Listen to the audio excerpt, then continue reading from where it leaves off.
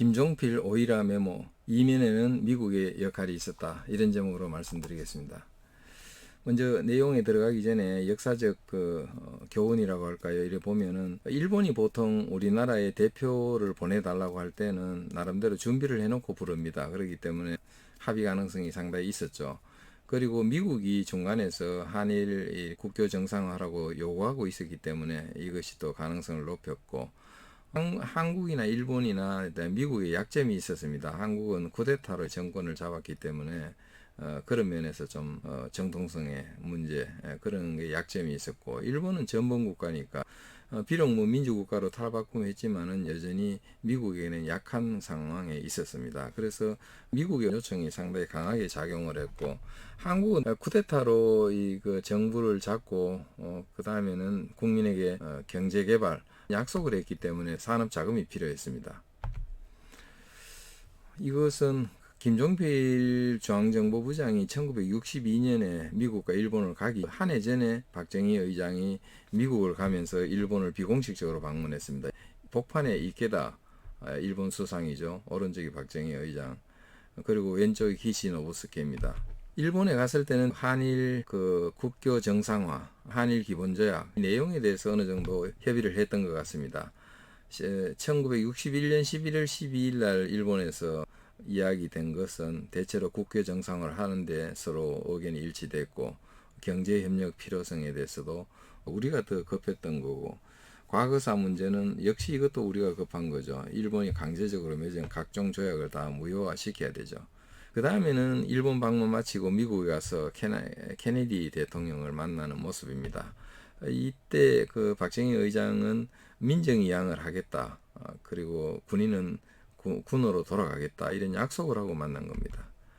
그런 내용들입니다. 그 다음에는 미국에서 미 국무부 차관보, 극동 담당 차관보 에버럴 해리먼이 일본 외상 오이라를 만나죠. 냉전 상황에서 자유우방국끼리 서로 결속을 해야 되지 않느냐. 그러니까 빨리 한국하고 국교를 정상화해라.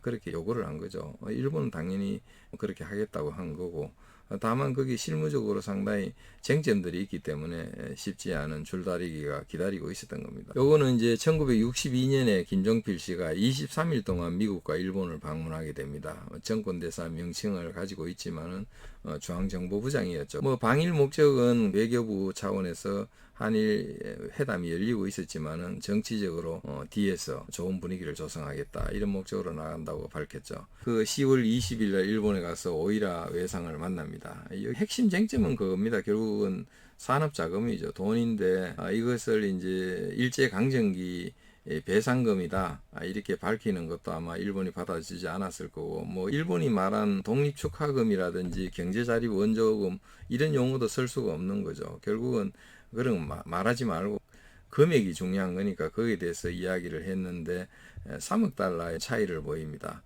일본 측에서는 3억 달러 정도 주겠다, 그런 거고, 우리 측에서는 6억 달러를 요구한 거죠. 합의가 이루어지지 않았고, 그 다음에 김종필 씨가 미국에 가서 상무부를 방문해 우리가 경제개발 5개년 계획을 한다, 산업자금이 필요하다는 이야기도 했지만은 미국이 도와주지 못하죠. 미국은 자유국가이면서 자본주의 국가입니다. 시장경제고, 그래서 미국 연방정부가 은행에 대해서 한국에 돈 빌려줘라 이렇게 할 수도 없고 강제할 방법이 없습니다. 그렇기 때문에 김종필 씨가 미국에 가서 돈 빌릴 수 없다는 걸 확인한 거죠. 그게 성과라면 성과입니다. 이거는 오이라 외상을 만났을 때 모습입니다. 이거 보면은 뭐 오이라 외상은 오른쪽인데 아주 노련하게 보이죠. 벌써 정치 구단처럼 보이는데, 김종필 씨도 나름대로 머리도 좋고 그런 사람이지만은 캐리어에 있어 차이가 많이 보입니다. 같은 모습입니다. 그리고 미국을 갔다가 돌아오면서 11월 12일 날 다시 오이라 외상을 만났는데, 이때는 서로 합의에 이르게 됩니다. 원래 3억과 6억인데 5억으로 낙찰이 된 거죠. 무상으로 3억 달러를 주고 2억 달러는 빌려주겠다는 거죠. 장기절이 빌려주겠다. 1억 달러 이거는 가능성만 이야기한 거기 때문에 약속된 금액이라고 보기 어렵습니다.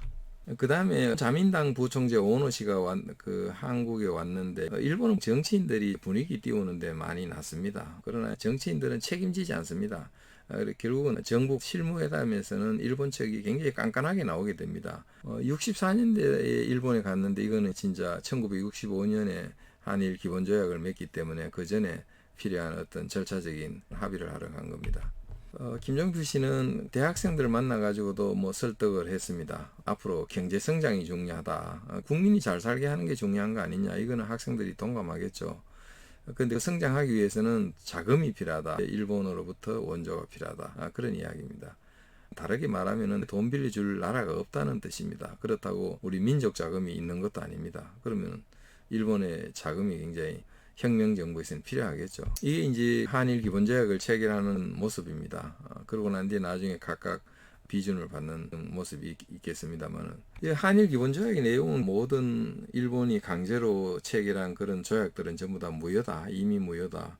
그것을 재화 확인을 했고, 그 다음에는 이제 청구권. 일본이 왜 청구권 문제가 있느냐 하면은 일본이 항복했을 때 한국에 있던 모든 재산을 놓고 가야 됩니다.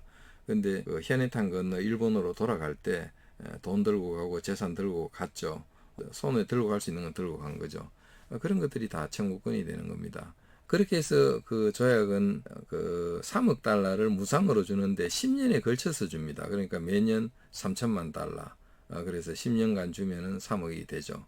장기절이 빌려주는 거 2억 달러. 그렇게 하고 이것을 영어로 reparation이라고 불렀습니다. 배상금이라고 해석이 되죠. 그렇게 준 겁니다.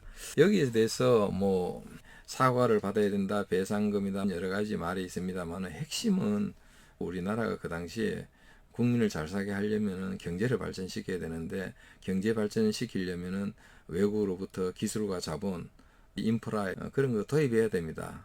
그런데 기계 장비나 이런 것들이 전부 외화로 사야 됩니다. 결국은 달러가 필요한데 그런 돈이 우리나라에도 없고 외국에 빌려주지도 않고 투자도 안 해준다. 이러면은 일본으로부터 받는 이 돈이 굉장히 중요하게 작용할 수밖에 없었다. 이렇게 말할 수가 있는 겁니다. 예, 이상으로 궁금한 부분을 한번 짚어봤습니다. 감사합니다.